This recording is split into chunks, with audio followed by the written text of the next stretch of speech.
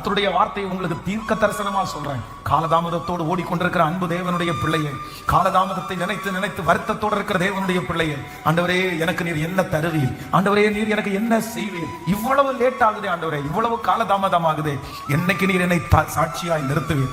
என்னை என்னோடு கூட சேர்ந்த நிறைய பேர் வேகமாய் ஓடிட்டே இருக்கிறாங்க. நான் பொறாமப்படல ஆண்டவரே, நான் அவங்கள பார்த்து துக்கவும் படல ஆண்டவரே, ஆனா நான் காலதாமதமா ஓடுறதுனால எல்லாமே எனக்கு லேட் ஆகுது, எனக்கு இனி திரும்பி அது மாதிரி கிடைக்காதோன்ற என் மனசுக்கு வருத்தமா இருக்குது. நீ எப்படி எனக்கு செய்ய போறீங்க, எப்படி செய்ய போறீங்க, இத்தனை வருஷத்தை நான் எப்படி ஆண்டவரை ஈடு கொடுப்பேன், இத்தனை வருஷத்துல வேகமா நான் எப்படி ஆண்டவரை ஓடுவேன். ஆனா கர்த்தர் உங்களை பார்த்து கர்த்தர் தீர்க்க தரிசனமா சொல்றாரு, நீ பயப்படாத மகளே, நீ பயப்படாத மகனே, அவர்களுக்கு என்ன கூலி கிடைத்ததோ, அவர்களுக்கு என்ன கூலி கொடுத்தேனோ, அவர்களை எப்படி நடத்தினேனோ, ஹalleluya, அதை விட மேலாய் உனக்கு நான் செய்வேன், அதை விட ரொம்ப பெஸ்டா நான் உனக்கு செய்வேன். இக்காலத்து பாடுகள் இனி உங்களுக்கு வெளிப்பட போகும் மகிமைக்கு ஒப்பிடத்தக்கது அல்ல.